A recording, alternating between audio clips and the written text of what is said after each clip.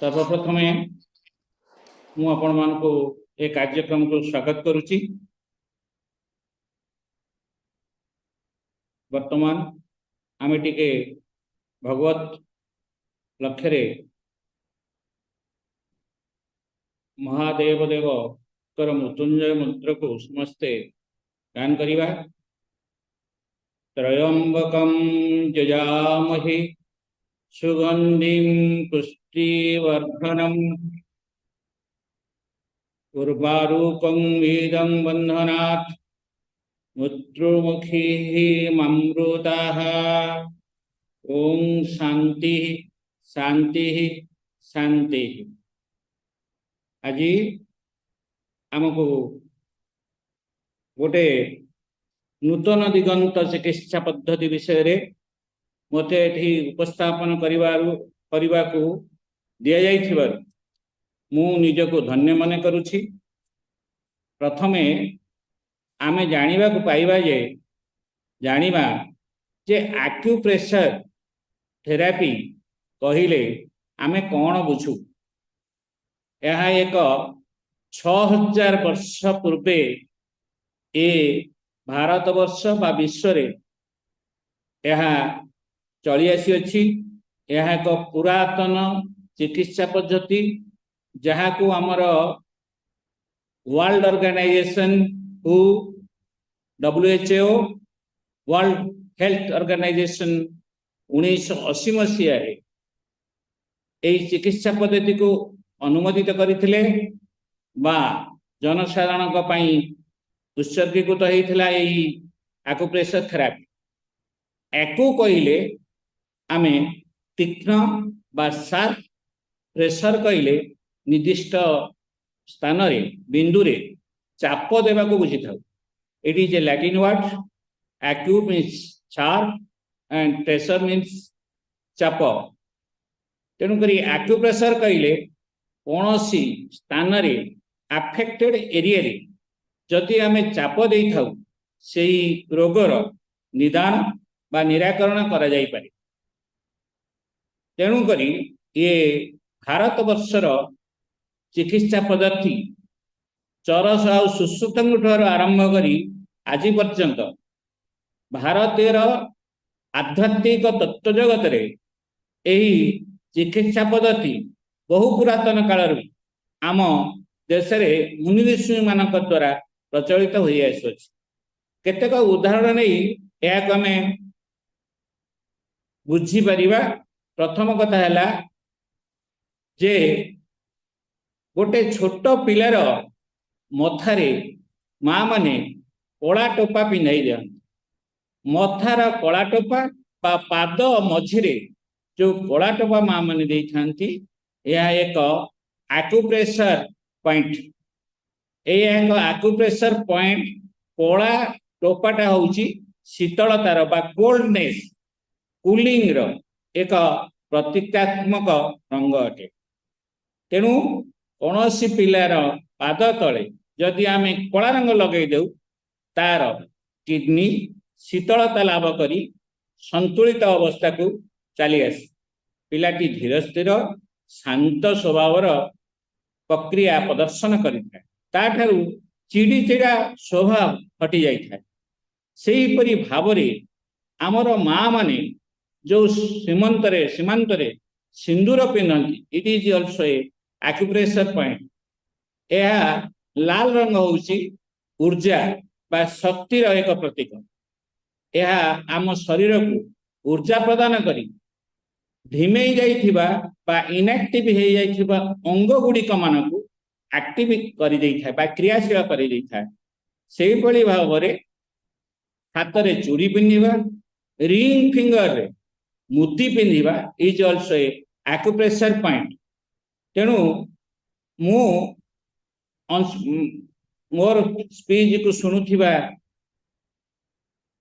अंशीदार मानक बा पार्टिसिपेट मानक कहबी जे एहीपरि भावरे आमे हाथ रे कढ़ा पिंधिबा माँ माने चूड़ी पिंधिबा ए गोटे गोटे एक्यूप्रेशर पॉइंट।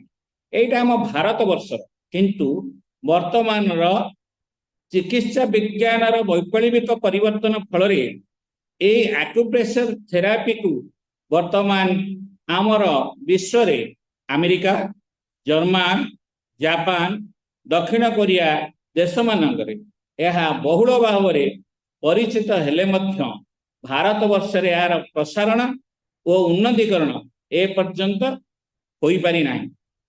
किंतु यह चाइना रे आक्यूपंक्चर हिसाब रे समस्ते जानते। आक्यूप्रेशर कहले यह केतेटा ब्रांच को बुझाए। आक्यूप्रेशर एक विराट शब्द बा एक कंबाइन शब्द बा केतक चिकित्सा पद्धति की नहीं आक्यूप्रेशर को गठित कराई यथा रिफ्लेक्सोलॉजी, शुष्कोलॉजी, इंसेक्टोलॉजी आउ मेरिडियनोलॉजी की नहीं आमे वर्तमान जो आक्यूप्रेशर चिकित्सा करुचे ये समस्त को नहीं ये आक्यूप्रेशर चिकित्सा वर्तमान चालू करा जाई अछि। वर्तमान आमे रोग निदान पाई साधारणतः कौन स्थान रे मुंडरे जदि कौन आघात हुए बा मुंड जदि बथा हुए आमे टिके मुंड को धरी टिके टिके चाप देलारु से मुंडर व्यथाटा बा मुंड बिंधिबाटा आपण छाई कमी जाए। तेणु यह एक आक्यूप्रेशर ट्रीटमेंट से परी भाव में आमे आज जो चिकित्सा को रखीचे आर्थराइटिस ए आर्थराइटिस कहले आमे कौन बुझू। आर्थराइटिस कहले is not a disease, it is A symptom of disease. Arthritis आर्थ means you have to understand joint रे प्रदाह सृष्टि हवा ओ दर्द बा दर्ज हवा को लक्षण को आमे आर्थराइटिस कही था। आर्थराइटिस बहु प्रकार होता है। साधारणतः आर्थराइटिस 100 रु अधिक प्रकार आर्थराइटिस अच्छी, किंतु आज आम मुख्यतः 2 प्रकार आर्थराइटिस विषय आमे आज आमे पढ़िबा। गोटा होची ऑस्टियो आर्थराइटिस आउटा होची रिमाटॉइड आर्थराइटिस।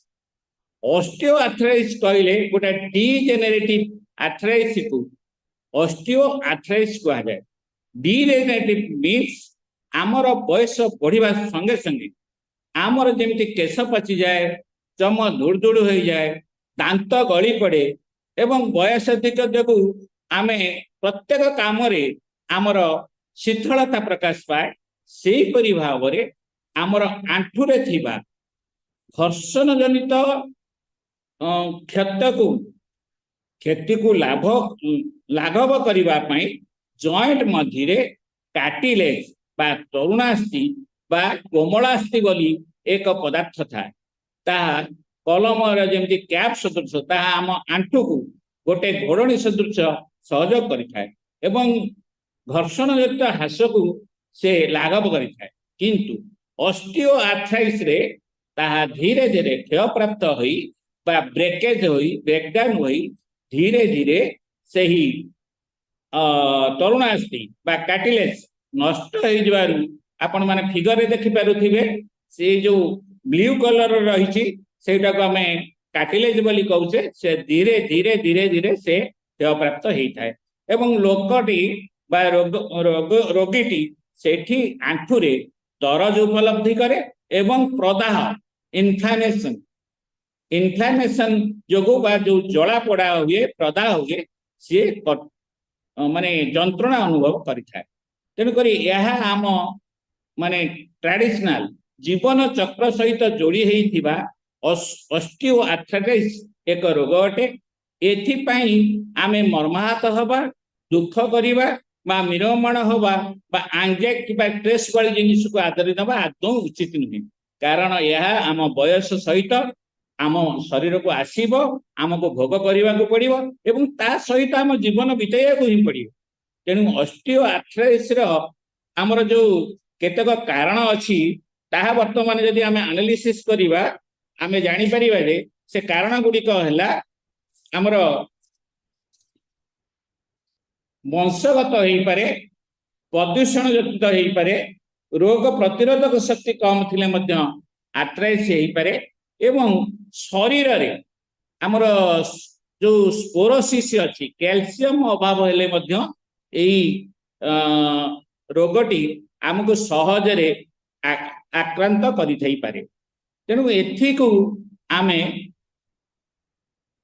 मुक्त पाइबा पई हेले ए जंत्रणार लाघव पाइबा पई हेले आमको जदि आमे गले भल र्यूमाटोलॉजी लॉजिस्ट पाखु जीवा जो मान को कह जाए माने आंठू गंटी बातर गोटे सुपर स्पेशलिस्ट कह जाए वर्तमान तांको हमें मेडिकल साइंस रे र्यूमाटोलॉजिस्ट बोली कह जाउची सेमान को गले सेमाने आमको साधारणतः पेन क्लियर एवं ता सहित केतेक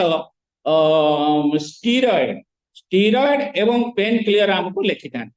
तेणुकर से गुड़िक बारंबार बा बहुत दिन धरी जदि आमे व्यवहार करूँ तारे तार पार्श्व प्रतिक्रिया बहुल भाव में रोगीटी उपरे पड़ी था जहाँपर गोटे रोग को भल करने जाई रोगीटी विभिन्न रोग आक्रांत किंतु आज एठाकर आलोच्य विषय वस्तु how will reverse the arthritis by the process applying acupressure. Acupressure गोटे पॉइंट मु आपण मानू कहबी जे से होची इमरजेंसी प्लान क्लियर पॉइंट एई बीसी आंगुठी बा कोनोसी बीसी आंगुठी रो जदि आमे एई लाइन बा एई नख कोन लाइन के जोड़ीबा मु देखाउची जदि